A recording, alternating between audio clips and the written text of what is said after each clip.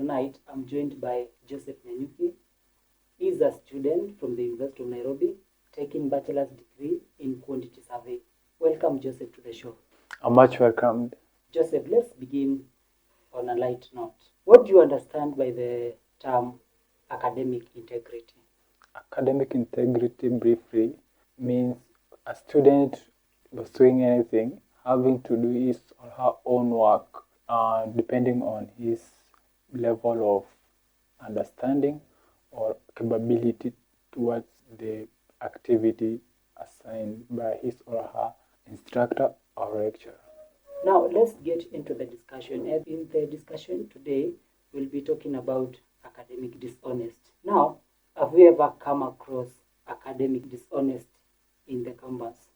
Yeah, I've encountered many academic dishonesty scenarios whereby most, or can say a good number of students within my course of pursuit engage in academic dishonest activities, which can range from class assignments, takeaway cuts, and also a little number of cases in exam scenarios, whereby they engage in activities that are against the examination rules, such as asking a nearby friend for help on the exam questions, and maybe copying fellow friends' academic work. Yeah, that's what I can give us an example that I've witnessed academic integrity.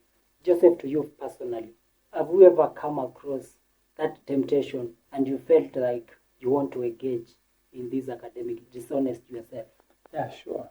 Things are that out here. You may find yourself you're not well prepared for academic work, such as on a homework assignment. Maybe you made some classes or need to go through some PDFs, notes for prior, maybe can say sitting cut.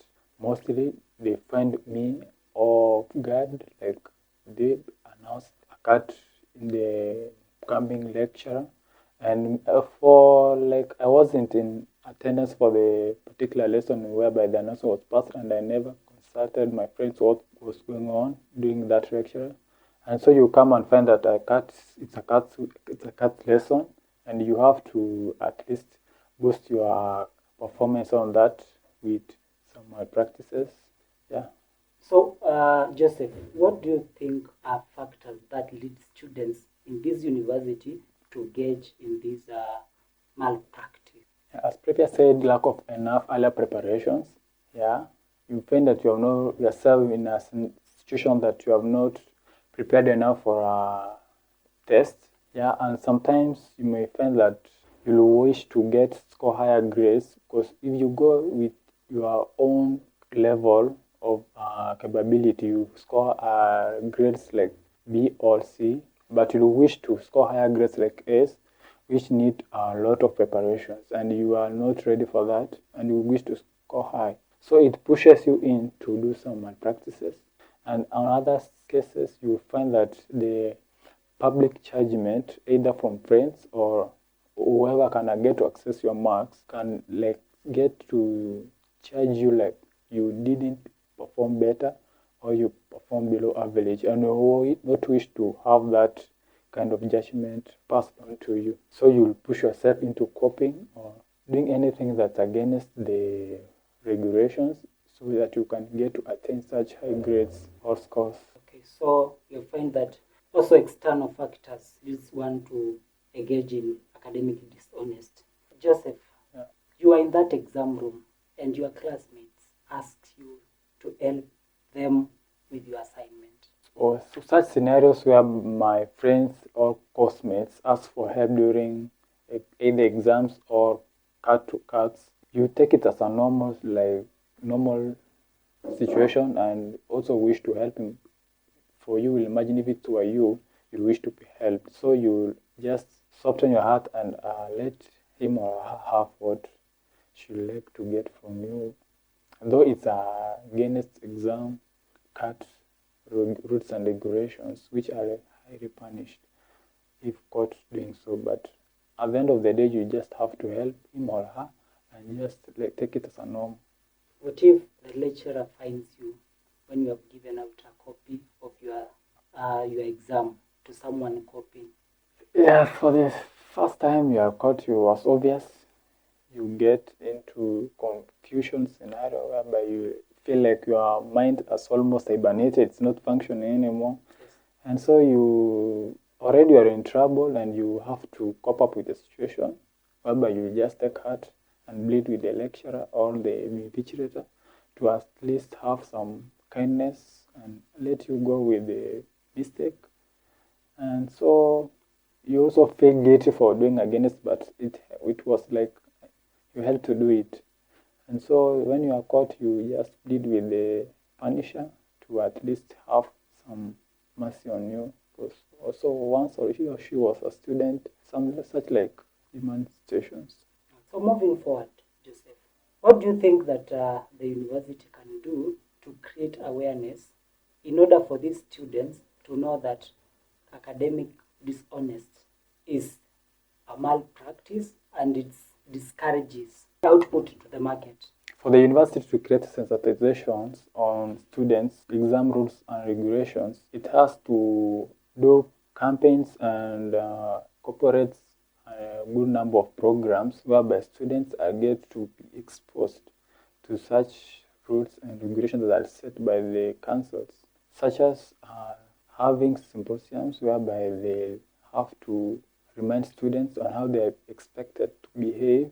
On such campaigns, all the rules and regulations for to be observed during exams should be and strictly read to them one by one and further extrapolated on such kind of scenarios with examples. And also before exam weeks or exam due times, they should send exam rules and regulations to their either course groups on WhatsApp or student personal emails for prior going through to get to know what they should be, what they are expected to do during the exams, and what how they should be carrying themselves around exam areas, like avoiding passing around exams, because someone may be in possession of the same Kenya marks and throw in to a friend who maybe asked him or her to pass such a thing, or going out regularly,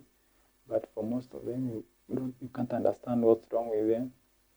What rules and regulation do you think that the university can put in place so that the output, the students coming out as a graduate from the University of Nairobi, can be of help and impact to the society, and to get out the notion that students from the university are affected? Yes. Also to ensure that the students passing out from any course programs are well equipped and ready for the job market, they should introduce some or programs which can detect plagiarism in work submitted, and also similarity between student works if the exam questions were fixed or the CAT questions were fixed to each and every student on any course.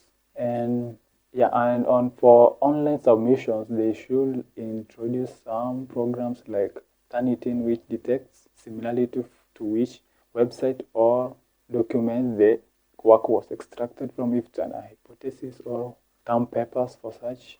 Those kind of programs will limit the amount of work that students will copy from other sites and paste it for submissions. Yeah, and maybe introducing some rules and regulations for those who may be found to be in possession of either websites job or other students job that are. What role do you think that technology has played? Because most of the time we are having online classes, we are doing online exams, online cards. What role do you think technology has played in terms of academic dishonesty? For sure, technology has in too much contributed to the transformation of the future, both negatively and positively. Some of the positive contributions of technology towards academic are the ease of getting to distribute course materials, such as notes can be sent to all students at once by emails or social apps like WhatsApp, and everyone can get to access the material. Also, technology has encouraged most of students to do research and getting to have a diverse knowledge on any particular area of study. That's being exposed to a lot of study materials on the internet websites. Just to mention a few of those advantages, there are disadvantages. Mostly are the introduction of AI which students can paste and cut assignment, or even during and sit in a cart if there's no strict supervision, and the AI can generate answers for him or her with just a click of a button. And that one seriously puts students into risk by not having to utilize their brains to come up with the answers by themselves. So they are led by AI, which contributes to their half-baked scenarios. Do you think that the university can maybe come up with only physical classes when they are doing exams, when they are doing their CAT, that the supervision becomes so serious, so that the output that we are going to give as graduates outside to the market is genuine? The employers can trust students from the University of Nairobi, so that employment opportunities is given to these students. Do you think that the university can have that capability in order to end this academic dishonesty? Technology can be employed by the university to minimize, but not reduce all academic dishonesties at all levels. In whichever way that can be put in place to curb academic dishonesty, there's always a very tiny part through it that students can manipulate or get to pass out without being either noticed by either the strict supervision invigilation, or even the introduction of CCTV cameras to monitor. There's always for every problem there's always a solution for everyone determined to go through it. What is your advice on this topic? We are talking about academic dishonest. My advice towards academic dishonesty for students who may be wish to engage, all those who are coming from the lower classes, is to at least avoid it by all means, so that you can go through the course syllabuses and become fully equipped with the necessary knowledge and skills to tackle real life problems, so that they can be real life problem solvers who can tackle any situation no matter at what time presented within the shortest time given.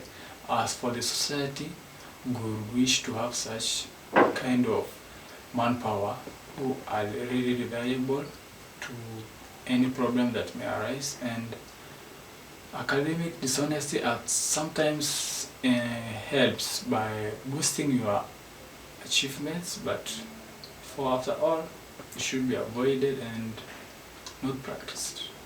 For the consequences that accompany if you are caught doing malpractices either in exam or CAT may be adverse, such as being expelled from school or your academic year being nullified, so that you can go and come back for the following academic year to start afresh.